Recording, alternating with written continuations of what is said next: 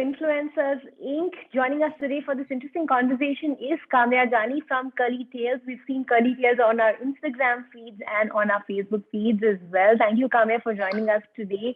I want to begin by talking to you a little bit about your shift because it's been a very interesting journey for you from this side of the camera to the other. How was the experience?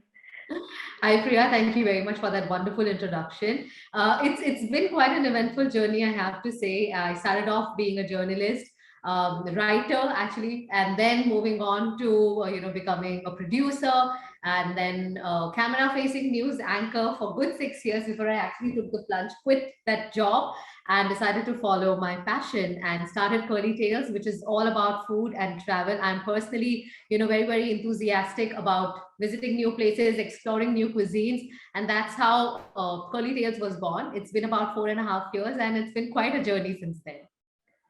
So tell us a little bit about this whole content creation journey because as we speak, there are so many influencers out there. There's so much content that is across all platforms, right from Instagram to Facebook to YouTube. You name it, and there are creators. So tell us a little bit about how you have created a USP for yourself because there is literally a crowd of influencers out there.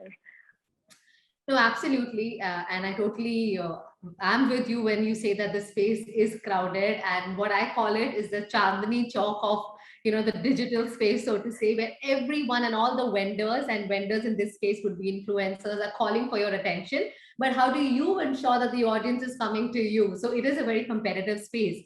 So, Priya, to begin with, I feel like most successful businesses around the world have been built on passion. It's the thing that helps you create the highest expression of your talent.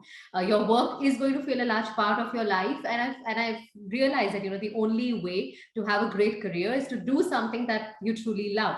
But at the same time, let's not romanticize the idea too much where you're trying to build a business out of it. You've got to have an analytical approach towards what you are building there, what the market is, and how will you eventually make money out of it. So if you're doing it, not doing this for money, and it's just a pure play passion, it's a great space to be in because nothing else will matter to you. Money is not coming in, audience not coming in won't bother as much. When you have when I was quitting my job, I was literally trading off my salary to follow my passion, and I had to make sure that I am generating revenue out of this. So we have a very core ideology, so to say, is like create expertise in one particular space so that you create an influence of circle, a circle of influence rather, where brands as well as audience are coming to you looking for solutions. Right. Thanks for that, Kamya. I also want to talk a little bit about, how you plan the content on your page because, there's a very thin line between sponsored content and content that's really editorial, and you know it best because you come from a media background. So how do you make that pick, and what's the kind of content strategy that you follow? Yeah. So for us, it's definitely audience first, which means the priority is always given to the editorial content. We have our calendars chalked out like a month in advance. I mean, that's what we are trying to achieve. But sometimes, of course, the weekly calls happen. We do have a weekly editorial meetings. So clear, we've bifurcated our content in a way where we have new discoveries that are happening, anything new in the food and travel space. There is recommendations. So we've created buckets, so to say, content buckets, and not restricted to Mumbai alone, but also to different parts of the country. So the difference between an influencer and Curly Tales today is Curly Tales has become more of a digital brand than as an influencer. You would have seen a lot of influencers, now becoming brands. But for us, the journey was the other way around. We built the brand first, and along the journey, I got built out as an influencer, which was never the intent. But I'm happy that it turned out to be that way. Right. That's nice to hear, specifically because I come from an editorial background. Kamya, tell us a little bit about how easy or difficult is it to monetize content? Because, a lot of influencers find it difficult when it comes to brand outreach. And because there are so many influencers out there, then costing is another concern. So tell us a little bit about how difficult or easy is it to monetize content? Uh, See, as the market is getting more and more crowded, I would say that it's getting very competitive, which is why, I said something like I feel like an influencer, so to say, has a shelf life. You may be the flavor of the season for a couple of years, and slowly there are newer influencers coming, which brands find more interesting, right? And they may prefer them over you, which is why our whole strategy has been to create a brand, and not restricted to one particular influencer or a face, so to say. And you will see multiple faces on the channel as well. If you create an expertise in one space, Priya, I feel like brands are also looking out for that, and you will find your relevant brand categories over a period of time. For us as a travel platform, today a lot of tourism boards reach out to us, a lot of hotels reach out to us, a lot of restaurants reach out to us. The best part is when you have a brand that seamlessly marries into your content.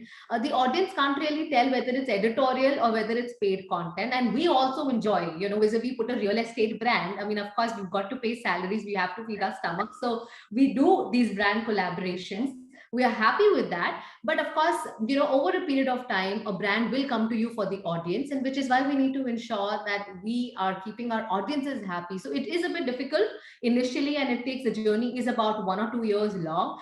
We do have a dedicated sales team who will make active pitches to the market about what our offering is, and then you eventually find relevant audience as well as brands for yourself.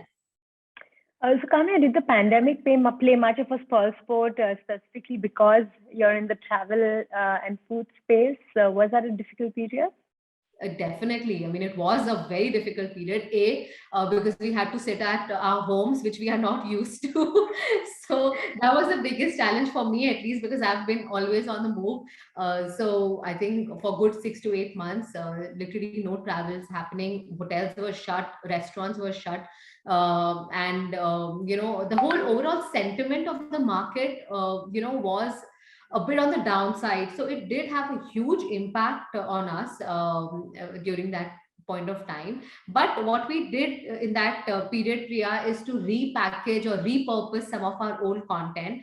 What we also tried to do is keep the sentiment a little more positive. So we did have content that would bring a smile to your face. You were creating content from our homes despite being a travel platform. So even recipes or food videos, everything was being done within the four walls.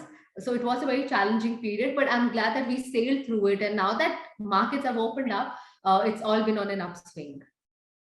Kamya, I had to ask you one question on social media, which is basically how important, or what was the role of social media in your journey? Do you think you attribute that as your the biggest reason for your success out here?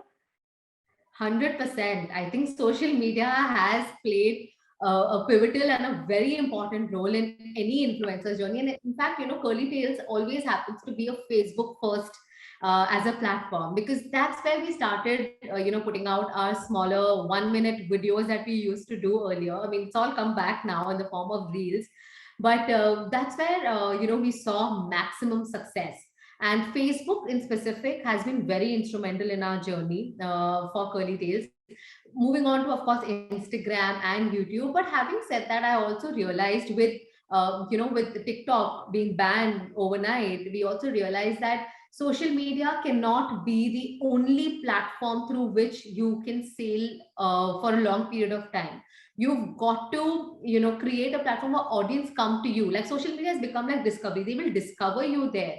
But now we want to get to a point where people are actually looking for Curly Tales. So it shouldn't just show up on the news feed, but they should actually go up, type out our curlytales.com as a URL and come to us for content. So social media is great to disseminate your content, but it can't be a source that you can rely on forever, because there's so much happening all the time.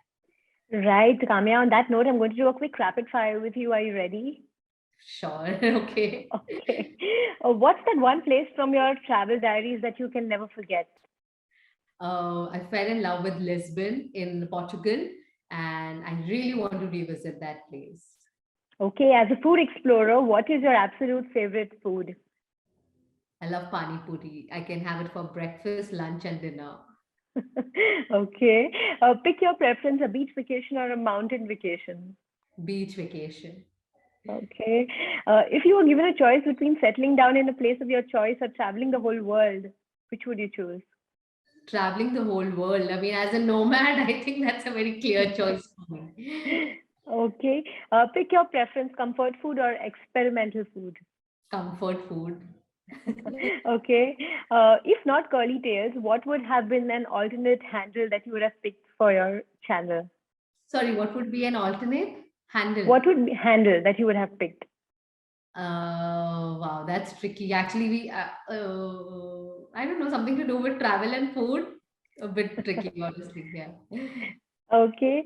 Rank in the order of your preference, travel, food, news. Exactly how you said it. Travel, food, and news. Okay. And a final question before I let you go. If you describe yourself using three words, what would they be?